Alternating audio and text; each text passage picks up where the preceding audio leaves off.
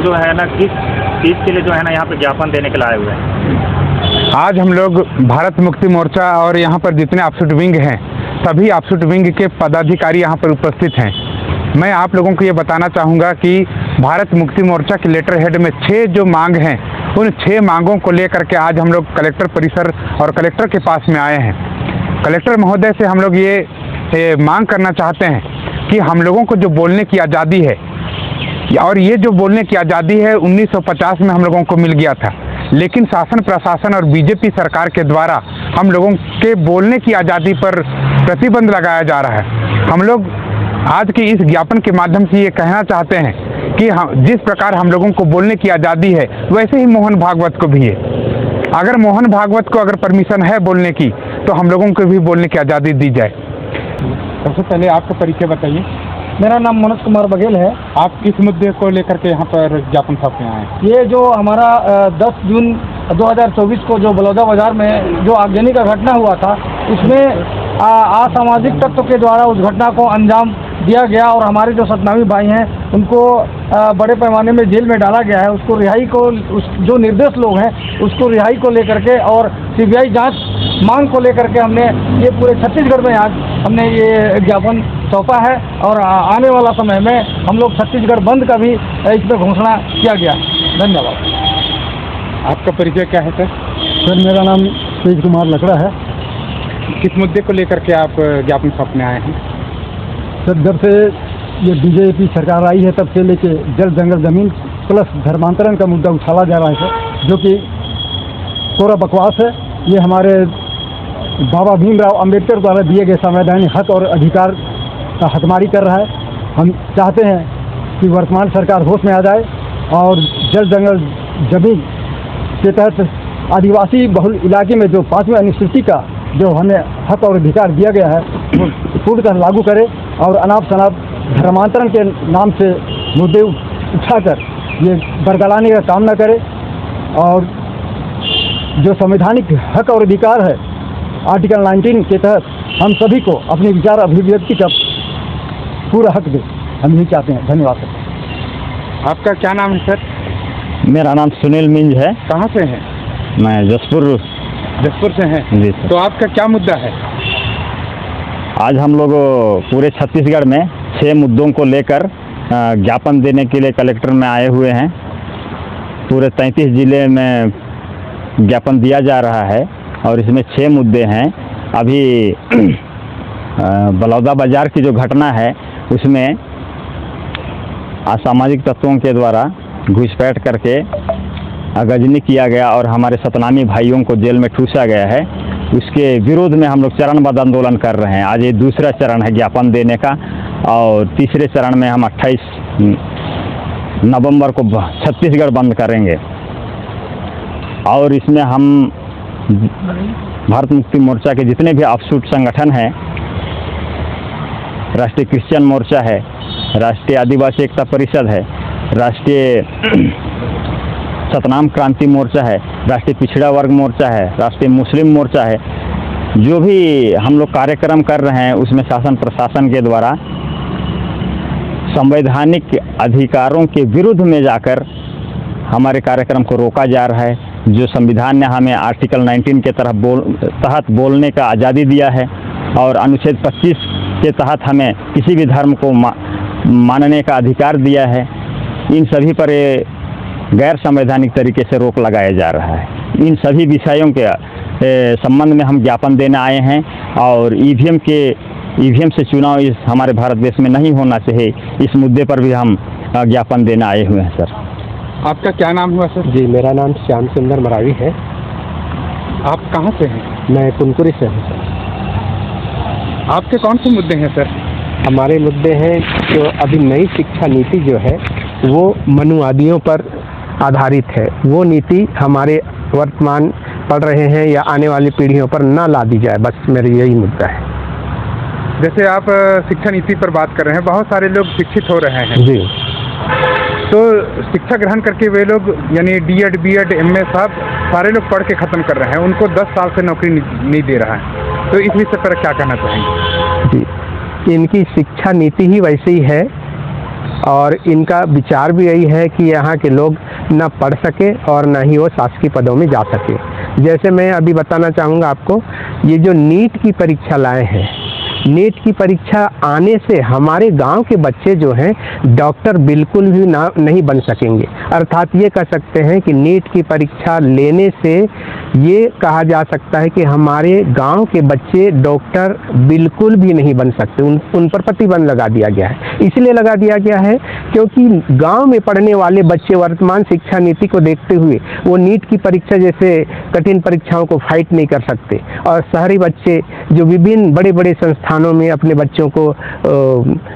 ये दिला रहे हैं कि आपका कोचिंग दिला रहे हैं, और वहाँ से वो सिर्फ और सिर्फ वही बच्चे फाइट कर सकेंगे और नीट की परीक्षा में वो पास होकर के डॉक्टर बन सकेंगे। लेकिन ये देखा जा रहा है कि बहुत सारे कोचिंग संस्थान अपने पूरे भारत में चल रहे हैं जी, लेकिन फिर भी कोचिंग को तो छोड़िए, शासन प्रशासन ही खुद पेपर लीक कराने में व्यस्त है। आप क्या कहना चाहेंगे? जी, ये सोची समझी साजिश है। धनाढ़ लोगों के लिए ये एक खुला रास्ता छोड़ा है, बाकी गरीब बच्चे ना बन सके, शासकीय नौकरी में ना आ सके, ये ऐसे इनकी नीति है।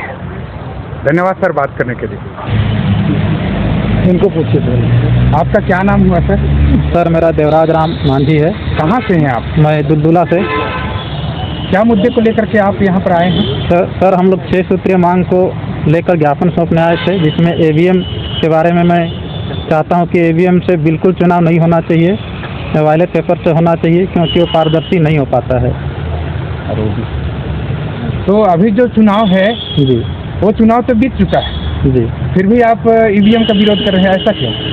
सर ईवीएम से पारदर्शी नहीं हो पाता है, क्योंकि जो बीता हुआ चुनाव भी उसी टाइप से हुआ है, क्योंकि इसमें लोगों को भ्रमित है, इसमें पारदर्शी नहीं है।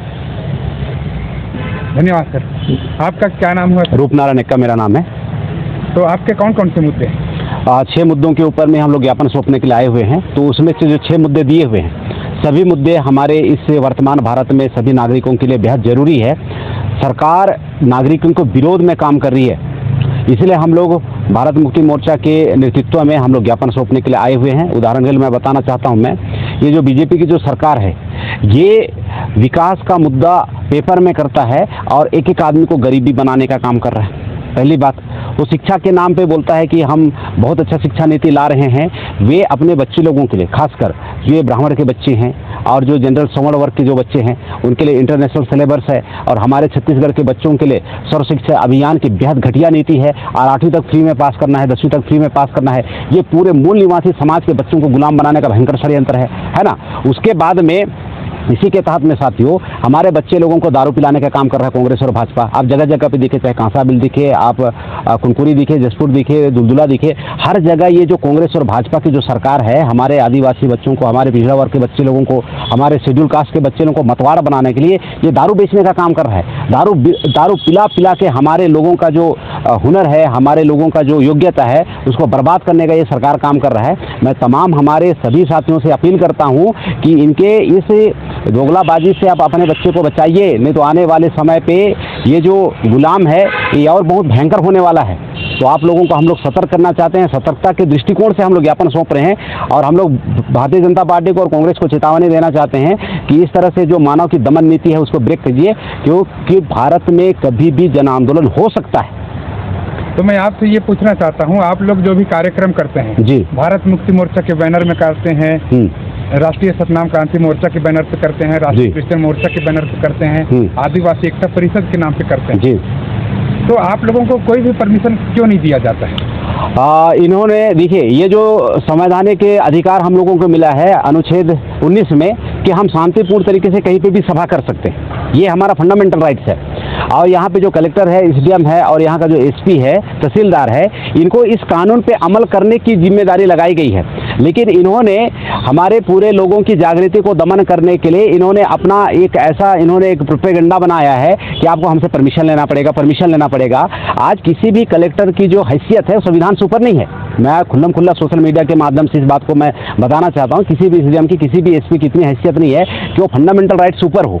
यहाँ तक कि सुप्रीम कोर्ट हमारे फंडामेंटल राइट्स को हनन नहीं कर सकती है। तो ये जबरदस्ती बीजेपी के राज में, आरएसएस के राज में, कांग्रेस के राज में, विदेशी ब्राह्मणों के राज में हमारे मूल निवासियों की जागृति को रोकने का ये असफल प्रयास है और हम लोग कभी ऐसा होने नहीं देंगे। उनकी प्रयास होती है कि सभा ना हो और हम लोग उनके सामने संविधान के आर्टिकल 19 को बता के और हमारे फंडामेंटल राइट्स ऐसा बता के हम लोग शांतिपूर्ण तरीके से कार्यक्रम कर ही लेते हैं। लेकिन ये बड़ी विडंबना है कि मोहन भागवत के लिए यहाँ पे पंडाल प्रशासन के द्वारा सजाया जाता है, उनका सड़क के बीचों बीच में, शहर के बीच में उनके लिए पंडाल सजती है, उनके लिए कार्यक्रम किया जाता है और हमारी जागृति को रोका जाता है।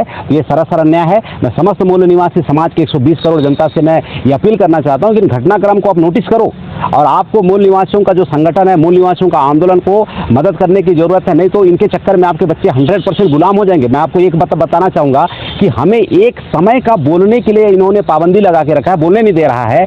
आप इनके व्यवस्था में अपने बच्चे को कलेक्टर, एसडीएम, तहसीलदार और अन्य अच्छे पदों में देखना चाह रहे हैं, कहाँ से संभव होगा? एक समय बोलने के लिए नहीं दिया जा रहा है और आप इनके व्यवस्था में, आप इनकी सरकार में ऐसा सोच रहे हैं कि हमारा बच्चा कलेक्टर बनेगा, हमारा बच्चा एसडीएम बनेगा, तहसीलदार बनेगा। कहाँ से बनेगा?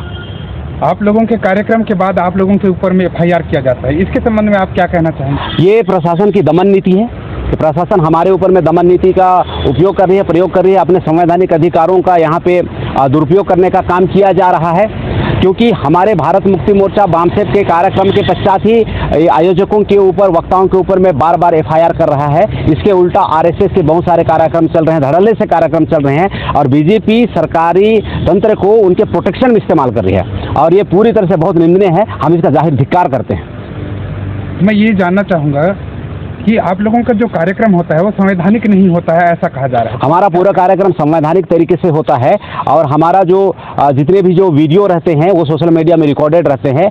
हमने आज तक ऐसा एक भी बात नहीं बोला जो असंवैधानिक हो। हमने संविधान के दायरे में संवैधानिक बातें ही बोला है।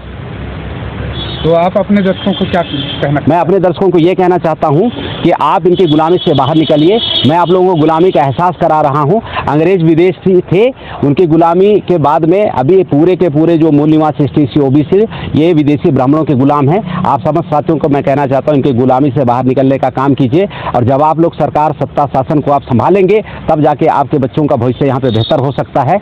और मैं इन्हीं कामनाओं के साथ में मैं ये कहूँगा कि राष्ट्रीय नेतृत्व भारत मुक्ति मोर्चा का, बामसेप का, राष्ट्रीय क्रिश्चियन मोर्चा का, माननीय वामन मिश्राम साहब, माननीय विलास खरात साहब के नेतृत्व को आप इनको सहारा दीजिए, आप इनको स्वीकार कीजिए और भारत में एक जन आंदोलन की तैयारी कीजिए।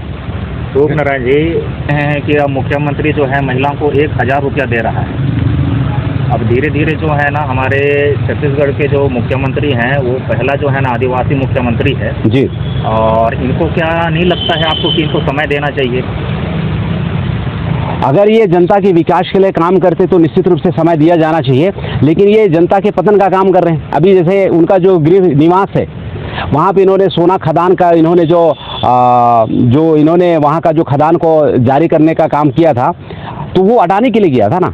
अगर आदिवासी हितैषी होता तो 5वीं अनुसूचित क्षेत्र है तो फरसा बाहर जो गोल्ड माइनिंग इलाका है वो किसके नाम से होना चाहिए? आदिवासी के नाम से होना चाहिए।